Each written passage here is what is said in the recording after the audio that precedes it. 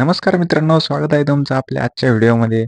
आज आपण महाराष्ट्र सरकारने जाहीर केलेल्या एका महत्त्वाच्या निर्णयाबद्दल चर्चा करणार आहोत. हा निर्णय म्हणजे शासकीय आणि निमशासकीय कार्यालयामध्ये मराठी भाषा ही कंपल्सरी करण्यात आलेली आहे. तर हा निर्णय काय आहे याबद्दल सविस्तर चर्चा आपण या व्हिडिओमध्ये करणार आहोत. 3 फेब्रुवारी 2025 रोजी महाराष्ट्र सरकारने एक नोटिफिकेशन जारी केले होते. या नोटिफिकेशननुसार राज्यातील सर्व सरकारी, निमसरकारी म्हणजेच निमशासकीय कार्यालय, नगरपालिका, निगम आणि शासकीय अनुदानित संस्थांमध्ये सर्व प्रकारचे संवाद हे मराठी भाषेतच केले जाणे अनिवार्य करण्यात आले आहे. याचा अर्थ असा आहे की आता सर्व नोटीस, निर्देश आणि इतर सर्व संवाद मराठीतूनच केले जातील. जर या नियमांचे उल्लंघन केले तर संबंधित अधिकाऱ्यांविरुद्ध कारवाई सुद्धा करण्यात येईल. हा निर्णय महाराष्ट्र राज्य भाषा अधिनियम 1964 आणि 2024 मध्ये मंजूर झालेल्या मराठी भाषा धोरणाशी सुसंगत आहे. या धोरणाचा मुख्य उद्देश म्हणजे मराठी भाषेचे संरक्षण, प्रचार आणि विकास करणे. या आदेशानुसार सर्व सरकारी कार्यालयांमध्ये कीबोर्डवर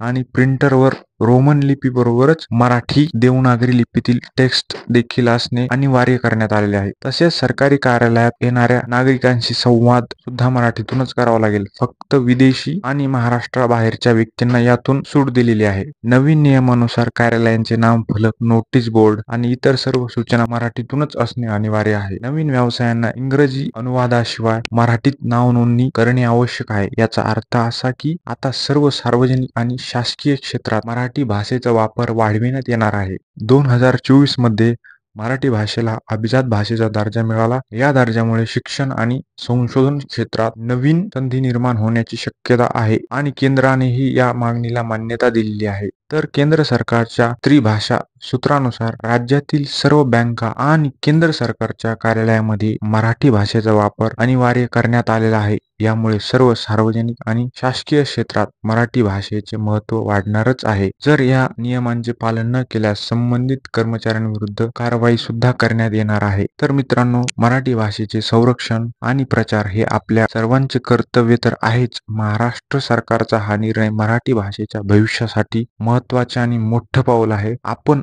सर्वांनी या नियमांचे पालन करून मराठी भाषेचा गौरव वाढवूया. धन्यवाद.